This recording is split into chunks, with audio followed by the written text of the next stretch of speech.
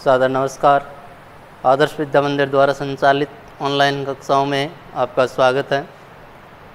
इसी क्रम में कक्षा 10 के लिए और कक्षा 9 के लिए संस्कृत विषय में अपन पढ़ रहे थे संधि में स्वर संधि के प्रकारों में यण संधि अपन पढ़ चुके थे। आगे पढ़ रहे हैं अपन आज अयादि संधि।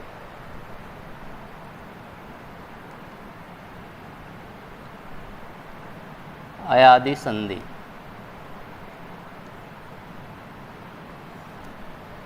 सर्वप्रथम अयादि संधि की पहचान।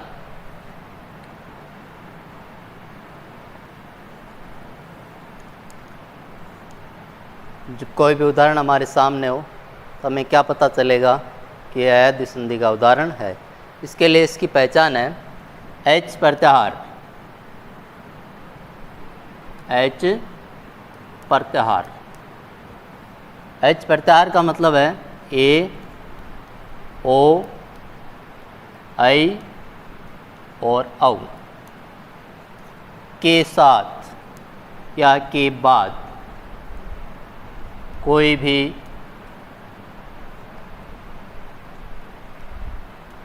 स्वर आए, कोई भी स्वर आए तो वहाँ अयादि संधि होती है।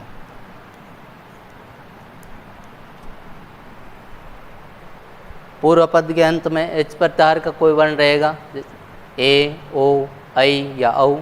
इनके बाद उत्तर पद का पूर्व वर्ण कोई स्वर वर्ण होगा। तो ऐसी स्थिति हो तो अयादि संधि की स्थिति होती है। फिर इसमें संधि कार्य के अंदर ध्यान रखना है, पूर्व पद के अंत में रहेगा एच प्रत्याहार। एच प्रत्याहार, एच प्रत्याहार का मतलब है ए, ओ, आई और औ। फिर उत्तर पद में रहेगा कोई भी स्वर, कोई भी स्वर। ये स्थिति हो तो संधि कार्य होगा एच प्रत्याहार के स्थान पर आदेश। आदेश होगा आपके ए हो तो उसका आय, ओ का अव, ऐ का आय और औ का आव बना दिया जाता है। ध्यान रहे, पहचान करने के लिए पूर्व पद में एच प्रत्याहार का कोई वर्ण हो, उत्तर पद में कोई भी स्वर हो, उत्तर पद का पूर्व वर्ण कोई भी स्वर हो, जैसे यहाँ पर हमने लिखा तो वहाँ अयादि संधि होती है। फिर संधि कार्य करेंगे। संधि कार्य में एच प्रत्याहार का वर्ण, एच प्रत्याहार के बाद कोई भी स्वर, ये स्थिति हो तो इनके ए का ऐ बना दिया जाता है, ओ का औ बना दिया जाता है, ऐ का आय बना दिया जाता है और औ का आव बना दिया जाता है। ये पहचान और ये संधि कार्य। इनके बाद में देखिए इनके उदाहरण। आगे देखिए,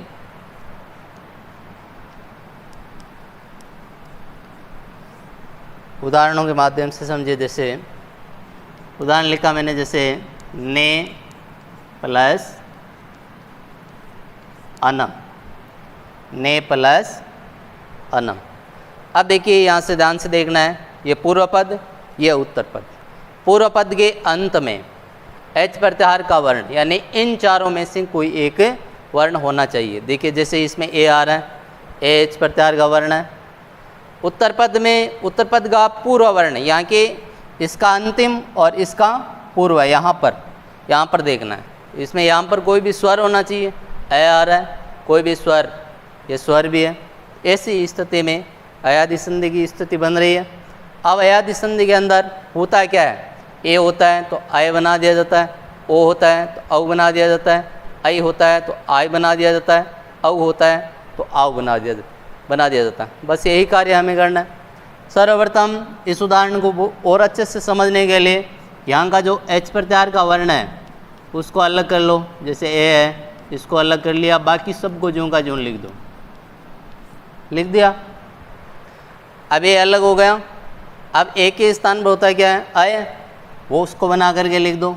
नया आधा ए के स्थान पर आ गया अय, और आगे वाला जो पद है उसको ज्यों का ज्यों लिख दो। अब जो कार्य करना था वो कर चुके हैं अपन, संधि कार्य। इसके बाद में इनका वर्ण सम्मेलन करके लिख दीजिए। ए न में मिला न पूरा, यह में मिला ये पूरा, आगे न और म।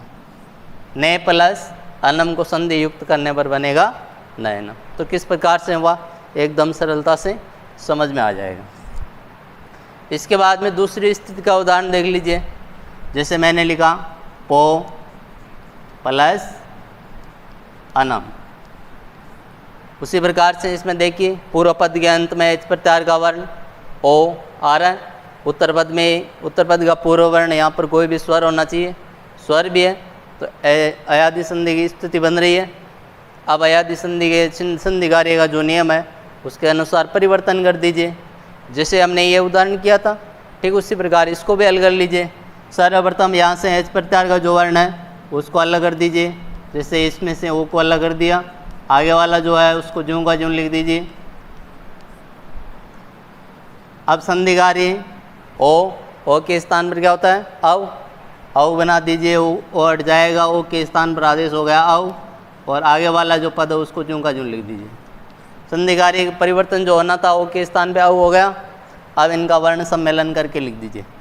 ए पै में मिला पै पूरा, यह वह में मिला वह पूरा, आगे न और मैं। तो पो प्लस अनम को संधि युक्त करने पर बना पौनम। इसी प्रकार आगे दो स्तुतियों के उदाहरण और देख लीजिए। इनको ऊपर से मिटा देता हूँ मैं।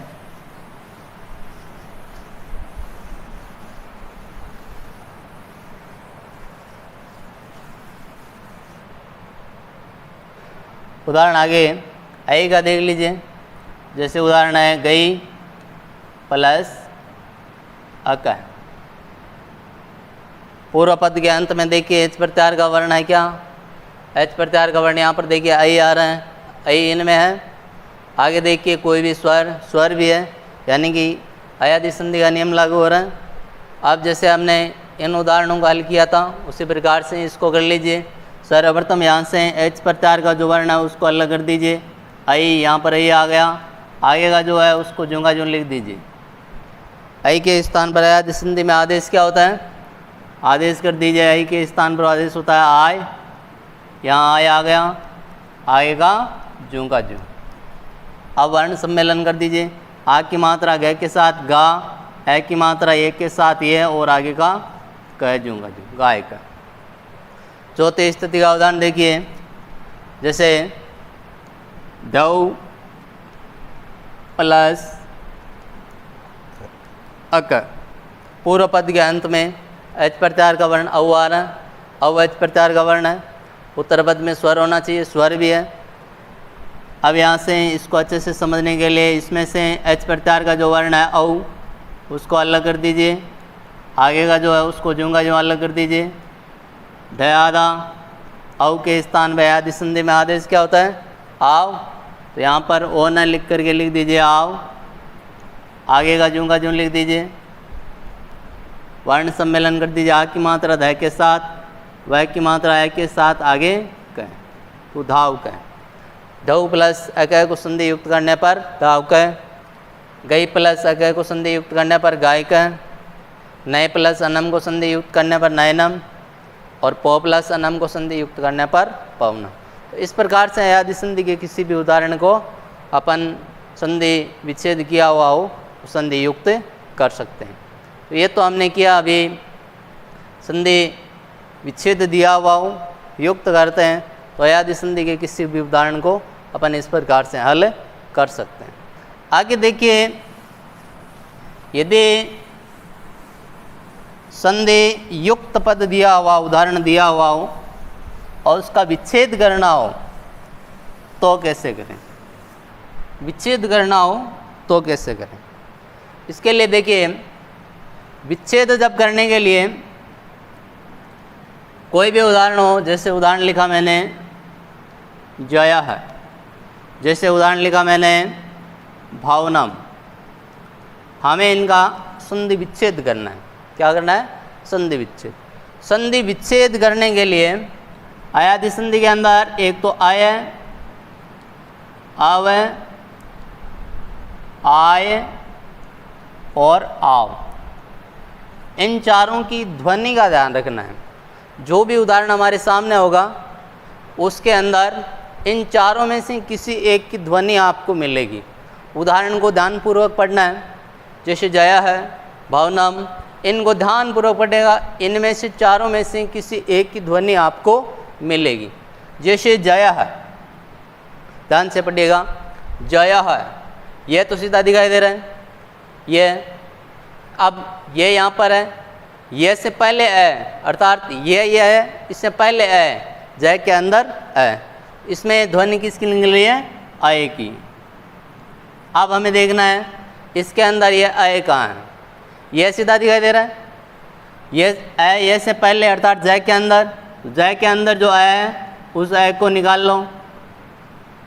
यहाँ से ए को ले लिया, आय। अब देखिए यहाँ से ए को तो लिया, लेकिन इसके अंदर जो आय था उसको नहीं लिया, उसको नहीं लिया, तो इस आय सहित आगे का जो भाग है उसको आगे लिख दीजिए। अब देखिए आय आ गया। अब देखना यह है कि यह आय अयादि संधि में किसके स्थान पर होता है। देखिए इसके ए, ओ, इसमें आई और इसमें औ। तो आय अयादि संधि में किसके स्थान पर होता है? ए के स्थान पर। इसके स्थान पे आ जाएगा ए और इस एक की मात्रा लग जाएगी पहले वाले आधे अक्षर के साथ। तो ये बन गया जे, आगे बचा है। तो जय है, जय का संधि विच्छेद हो गया जे प्लस है। इस प्रकार से अपन किसी भी उदाहरण का संधि विच्छेद भी कर सकते हैं। दूसरा देखिए, जैसे भावनम है, इसके अंदर देखिए इन चारों में से किसी एक की ध्वनि आपको मिलेगी। तो देखिए किसकी मिले है इसमें? औ की। इसमें औ की ध्वनि। अब देखिए आ वह सीधा दिखाई दे रहा है, वह से पहले अर्थात वह के अंदर है। ठीक इसी प्रकार से इसके टुकड़े कर लीजिए, वह में से आ को निकाल लीजिए, आगे से वह को ले लीजिए। वह को तो लिया है, लेकिन वह के अंदर जो आ था हलंत कर दिया ना हमने। हलंत का मतलब यहाँ से सिर्फ वह को लिया, वह के अंदर जो स्वर था उस स्वर को नहीं लिया। इसका मतलब इस ए सहित आगे का जो है उसको जूंगा जून लिख देना है, अनम। अब देखिए अव आ गया। अब अयादि संधि में किसके स्थान पर होता है? ओ के स्थान पर। इसके स्थान पे आ जाएगा ओ, और इस ओ की मात्रा लग जाएगी इस पहले वाले आधे अक्षर के साथ। तो ये संधि विच्छेद इसका हो गया भो, और आगे का है इसमें अनम। इस प्रकार से इसका संधि विच्छेद भी किया जा सकता है। तो यह अयादि संधि के संधि विच्छेद से युक्त करना और युक्त से विच्छेद करना। तो ये थी अपने अयादि संधि। इसके बाद आगे वाली संधि अपन पढ़ेंगे वर्धी संधि।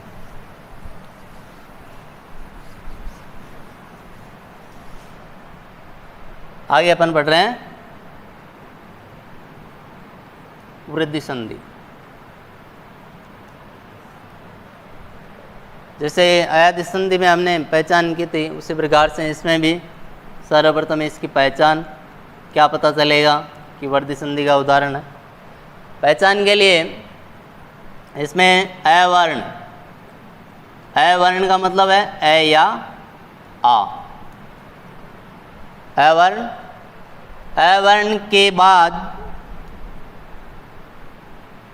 एच, एच का मतलब है ए, ओ, आई और औ। अवर्ण, अवर्ण के बाद एच, एच का मतलब ए, ओ, आई और औ। वर्णों के रहने पर वृद्धि संधि, वृद्धि संधि रहने पर वृद्धि एकादेश होता है, वृद्धि एकादेश होता है। वृद्धि एकादेश, वृद्धि संज्ञक स्वर होते हैं आ, ऐ और औ। औ इन तीनों को वृद्धि संज्ञक स्वर माना जाता है। इसके अंदर और अच्छे से समझने के लिए इसमें देखिए दो स्थितियाँ बनती है मूलतः। पूर्व पद के अंदर ए या आ, और उत्तर पद के अंदर एक में तो रहेगा ए या ऐ। ऐसी स्थिति हो तो पूर्व पद का अंतिम वर्ण और उत्तर पद का पूर्व वर्ण, ये दोनों मिलकर के ऐ का निर्माण करेंगे। दूसरी स्थिति बनती है इसमें, पूर्व पद के अंदर ए या आ, उत्तर पद के अंदर रहेगा ओ या औ। ऐसी स्थिति हो तो ये पूर्व और पर दोनों मिलकर के बनाएंगे औ। इन दो स्थितियों का विशेष रूप से ध्यान रखना है। इसके बाद देखिए आगे उदाहरणों को देखिए। जैसे उदाहरण लिखा हमने अत्र प्लस एव। पूर्व पद के अंत में देखना है इन दोनों में से कोई एक। त्रय के अंदर है, जैसे यहाँ पर है। फिर उत्तर पद में देखना है इन दोनों में से एक ए आ रहा है, ये दोनों मिलकर के बनाएंगे ओ।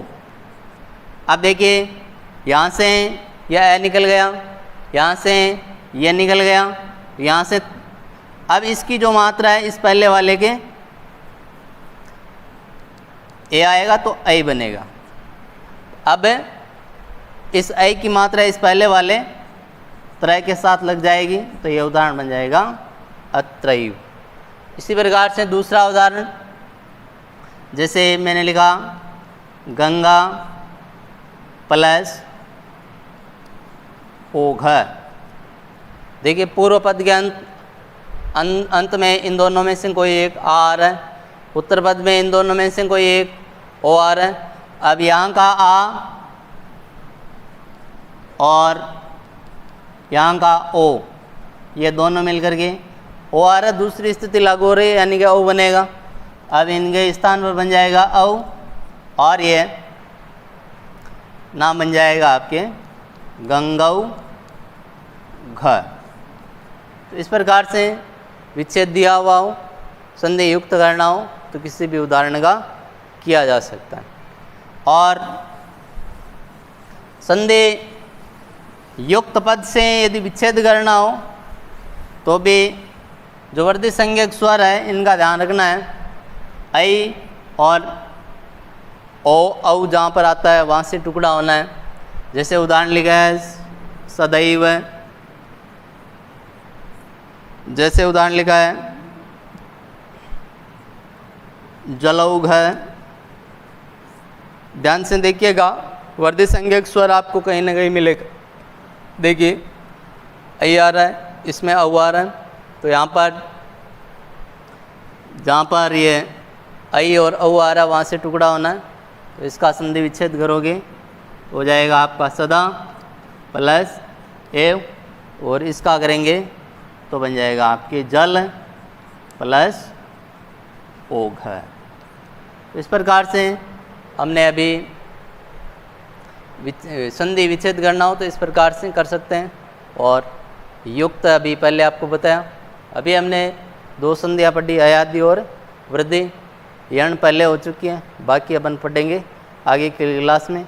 आज के लिए इतना है।